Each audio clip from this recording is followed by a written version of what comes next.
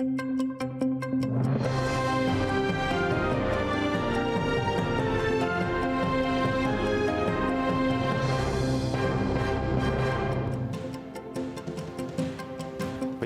година. Час новин на ТЕР». Ви дивитеся «Заман». 30 листопада, 1372-й день анексії Криму. У студії Ескандер Маметов.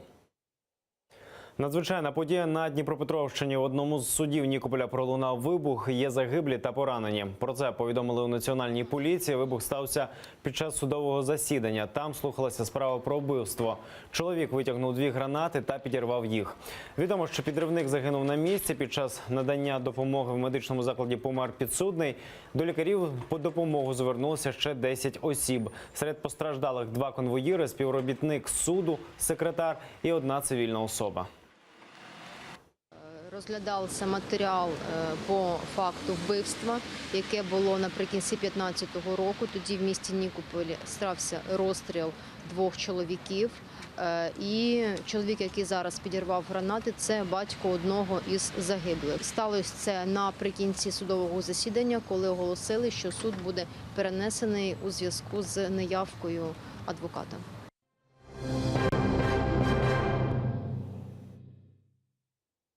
Першій у світі демократичній мусульманській республіці мало би виповнитися 100 років. У 1917-му на перших національних зборах кримських татар Курултаї була проголошена Кримська Народна Республіка. Через прихід до влади більшовиків республіка не проіснувала і кількох місяців.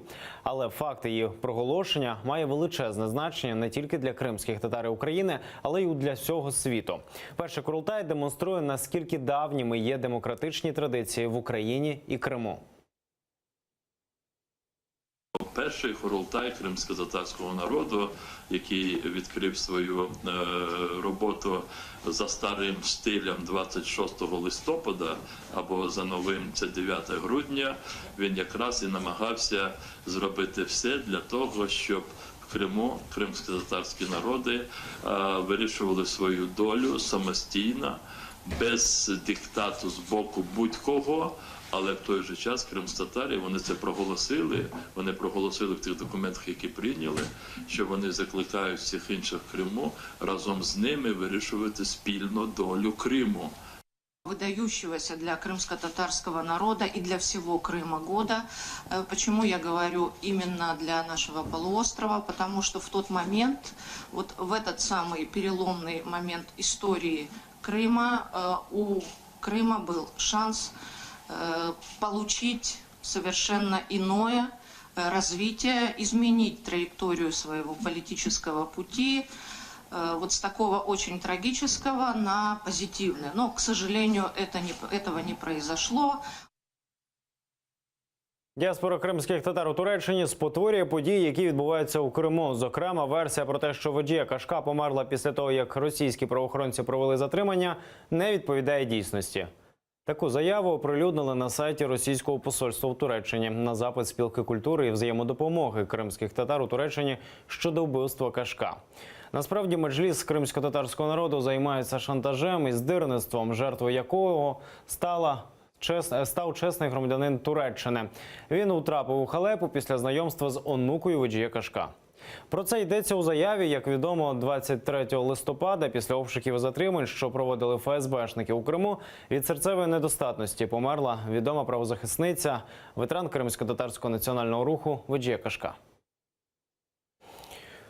В окупованому Криму призначили дату розгляду апеляції на арешт затриманих 23 листопада кримсько-татарських активістів. У засідання щодо Бекіра Деграмеджі та Руслана Трубача заплановані на 6 грудня, щодо Кязіма Аметова і Асана Чапуха – на 5 грудня.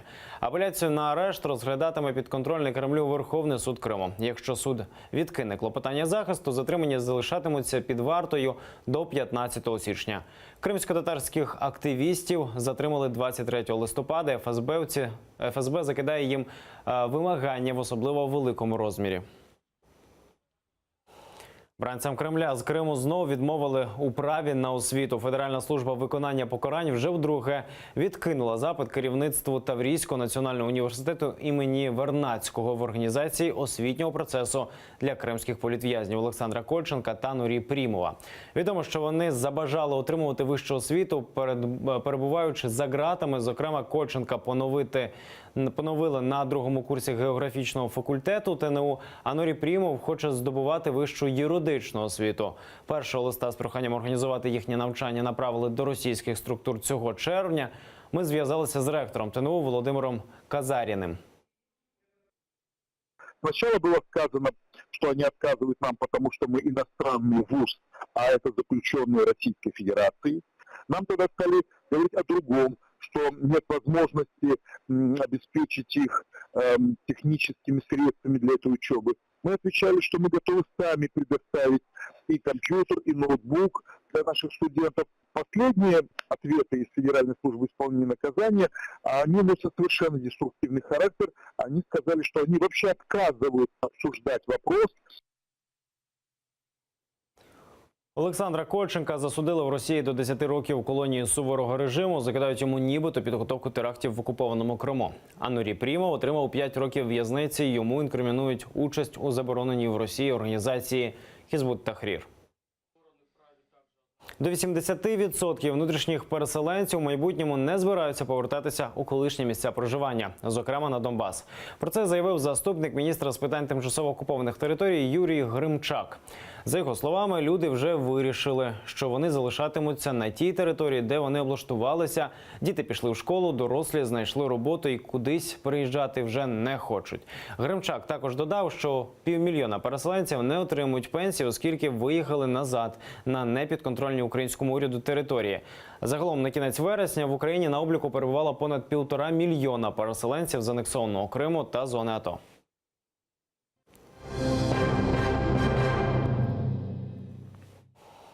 Національне антикорупційне бюро ніяк не порозуміється з Генпрокуратурою. Цього разу в конфлікт втягнули ще й Службу безпеки України та Державну міграційну службу. СБУ затримала детектива НАБУ при спробі передачі хабара першій заступниці голови міграційної служби Діні Пімаховій. $15 000 чиновниці передавали нібито за легалізацію кількох іноземних громадян. За словами Діни Пімахової, вона не знала, що хабар їй пропонує детектив НАБУ, але запевняє, на гроші не спокусилася і звернулася із заявою до СБУ. Він продовжив таке пропонування, але ж при цьому зазначив, що за це може бути певна грошова винагорода. Після того я йому зазначила, що за такі дії передбачена законом відповідальність. Але ж він мені сказав, що тоді я буду вимушений звернутися до інших осіб. І в заяві у мене зазначено, що це Сергій Титенков, представник фонду арабського інвестиційного Мубадала. Я абсолютно не знала, що він є представником або працівником Національного антикорупційного бюро. У свою чергу НАБУ дії силовиків назвало диверсією. Мовляв, СБУ та Генеральна прокуратура втрутилися в спецоперацію бюро, яка мала на меті виявити учасників організованого злочинного угрупування у Державній міграційній службі. В антикорупційному бюро стверджують, їхній детектив працював під прикриттям, а саме Пімахова вимагала у нього $30 000 хабара. І операцію НАБУ силовики зірвали під час передачі першої частини грошей. Директор НАБУ Артем Ситник та керівник спеціалізованої антикорупційної прокуратури Назар Холодницький припускають, що генпрокурор Юрій Луценко міг бути не повністю обізнаним у деталях їхньої спецоперації, а тому сьогодні вони пішли на розмову ДГПУ, аби особисто просвітити Луценка. На жаль, це вчорашнє розслідування, воно має негативні наслідки для нашої операції, і вона фактично припинена, на жаль. І всіх фігурантів, які ми вели, ми вже задокументувати не зможемо.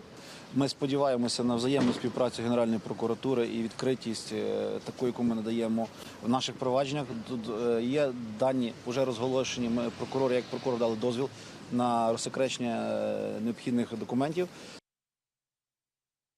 В діях першої заступниці Державної міграційної служби є ознаки корупції. Про це заявив генпрокурор України Юрій Луценко. Адже, за його словами, під час перевірки цієї служби представниками НАБУ і САП дана співробітниця озвучила суми за виготовлення підробних паспортів та посвідок для іноземців.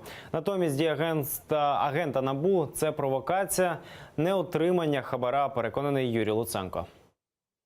Високопосадовець ДМС точно не є ангелом, і в її розмовах є ознаки корупції. Впевнений, що слідство НАБУ, інші детективи НАБУ, мають дати цьому оцінку, і це має певну юридичну перспективу. Генпрокурор додав, що агенти НАБУ не затримані, а двох із них у понеділок чекають у суді. Новий Верховний суд обрав своєю керівницею Валентину Данішевську. Таке рішення було ухвалене під час пленуму Верховного суду за підсумками таємного голосування. До цього Данішевська працювала суддею Касаційного господарського суду у складі Верховного суду. Загалом на посаду голови Верховного суду претендувало 3 судді. Днем початку роботи нового Верховного суду визначено 15 грудня. Наразі це всі новини. Аби знати більше, не пропустіть наступний випуск «Заман кримськотатарської» з Мавілем Мухтаровим менш ніж за годину. Будьте з нами.